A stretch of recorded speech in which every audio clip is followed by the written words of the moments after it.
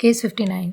12 साल की फीमेल लड़की है, 4 हफ्ते का कंटिन्यूस हाई ग्रेड फीवर है। 1 हफ्ते के फीवर के बाद स्किन रैश आया।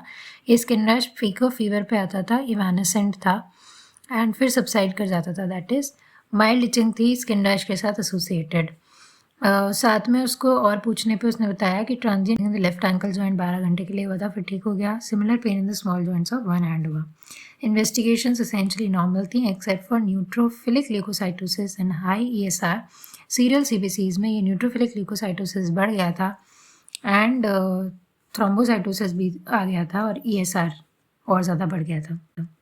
तो हमें लगा न्यूट्रोफिलिक ल्यूकोसाइटोसिस है, कोई बैक्टीरियल इन्फेक्शन हो सकता है। ब्रॉड स्पेक्ट्रम एंटीबायोटिक दी लेकिन उसको कोई रिस्पांस नहीं आया। वायरल फीवर हमने नहीं सोचा क्योंकि जो 1 हफ्ते के फीवर के बाद रैश आया है, बाद में उसके फीवर और रैश दोनों परसिस्ट करते हैं। तो exanthematous illnesses in such a case are actually essentially ruled out. कुछ भी जब नहीं मिला तो हमने और टेस्ट कराया, abdominal ultrasound, CT, ANA-RA factor. क्यों?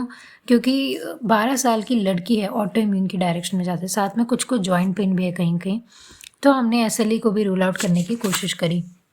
बट SLE में प्रॉब्लम ये है कि SLE का जो क्राइटेरिया है आपका स्लिक क्राइटेरिया, उसमें 2 हैं। एक तो लैब क्राइटेरियाज हैं, क्लिनिकल क्राइटेरियाज हैं। किसी में भी ये फिट नहीं हो रहा देखा जाए तो। लैब क्राइटेरियाज कहते हैं कि कोई एक पॉजिटिव होना चाहिए, ANA, एंटी-DS, DNA, एंटी-स्मिथ, एंटी-फॉस्फोलिपिड, लो C3, C4 या DCT पॉजिटिव।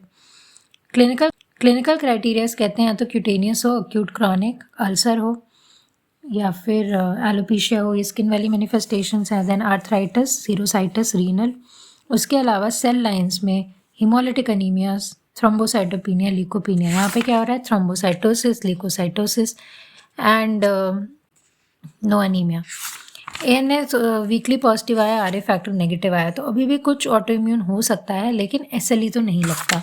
और क्या सोचा हमने सोचा कि भाई ये ड्रग इंड्यूस रैश हो सकता है क्या? नहीं हो सकता, क्योंकि ड्रग इंड्यूस रैश इवानेसेंट नहीं होता, मतलब आते जाते वाला रैश नहीं होता, ड्रग इंड्यूस वहीं रहता है। इन्फेक्शियस मोनो हो सकता है क्या? ये इन्फेक्शियस मोनो हाँ प्रोलॉन्ग फीवर के साथ प्रेजेंट कर सकता है, रैश हो सकता है अमॉक्सिसिलिन की वजह से, लेकिन साथ में इन्फेक्शियस मोनो के बाकी जो साइंस होते हैं, लिम्फ नोड स्वेलिंग, टॉन्सिल बढ़ेगा, ड्रूलिंग ऑफ सलाइवा होगा, वो नहीं होगा। एंड साथ में ये वाला रैश भी, तो इसलिए क्योंकि इवानेसेंट रैश था तो drug induced and infectious mono निकल गया ऑप्शन से। आगे बढ़ो, मलिग्नेंसीज लाइक लिम्फोमा। ये प्रोलॉन्ग फीवर और स्किन रैश के साथ प्रेजेंट कर सकते हैं, और स्किन रैश एलर्जिक भी होता है तो वो इच भी करता है, इवानेसेंट भी होता है, लेकिन हाँ हाइट ऑफ फीवर पे यूजुअली नहीं आता। तो हाँ ठीक है, ऐसा जो प्रेजेंटेशन है वो लिम्फोमा जैसी इलनेस का हो सकता है, लेकिन हम तो CT स्कैन करा चुके हैं, हमें तो उसमें कुछ नहीं मिला, तो वो भी अनलाइकली है। अब neutrophilic leukocytosis, thrombocytosis with high ESR है, एक्यूट इन्फ्लेमेशन हो रहा है, मतलब इन्फेक्टिव हो सकता है, नॉन इन्फेक्टिव हो सकता है। हमने ऑलरेडी बता दिया, वायरल अनलाइकली है, बैक्टीरियल भी अनलाइकली है क्योंकि कोई लोकलाइजिंग साइन नहीं है, रिस्पॉन्स टू एंटीबायोटिक्स भी नहीं है।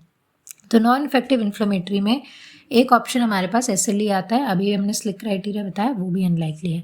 तो दूसरा ऑप्शन जो हमारे पास आता है वो है सोजिया, सिस्टेमिक ऑन्सेट जुवेनाइल आर्थराइटिस। तो सोजिया के क्या क्राइटेरिया होते हैं? सोजिया कहता है 2 हफ्ते से लंबा फीवर होना चाहिए, जिसमें से कम 3 दिन कंटिन्यूस फीवर होना चाहिए, ये फीवर हाई ग्रेड होना चाहिए, ये मीट हो रहा है फीवर वाला क्राइटेरिया।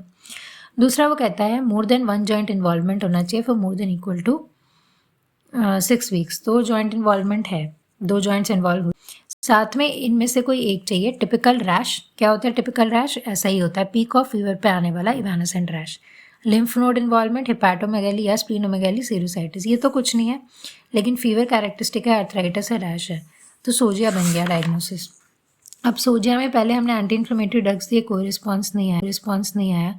फिर दूसरा ऑप्शन था स्टेरॉइड देने का। स्टेरॉइड देने से पहले क्या करना यहाँ पे ज़रूरी है? It is important that you rule out leukaemia on a bone marrow, because अगर तुमने स्टेरॉइड ल्यूकीमिया को दे दिया तो prognosis gets very bad, so that is why वो करना एक ज़रूरी काम हो जाता है। तो what is the learning from here? The learning is that first of all, एक जो वायरल रैश है वो ऐसे नहीं आता कि 1 हफ्ते बाद आया और फिर फीवर रैश दोनों रहे।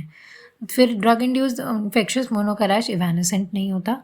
मलिग्नेंसी का रैश इवानेसेंट भी हो सकता है, एलर्जिक भी हो सकता है, तो मैलिग्नेंसी का रैश ऐसा हो सकता है। इन्फेक्टिव नॉन इन्फेक्टिव कॉजेज में, इन्फेक्टिव कॉज में वायरल रूल आउट कर लिया, बैक्टीरियल लोकलाइज कर जाएगा या एंटीबायोटिक्स को रिस्पॉन्ड कर जाएगा, नहीं रिस्पॉन्ड करेगा तो वर्सन कर जाएगा, जो इसमें नहीं है। नॉन इन्फेक्टिव में SLE सोजिया, SLE not meeting the criteria, so it becomes सोजिया।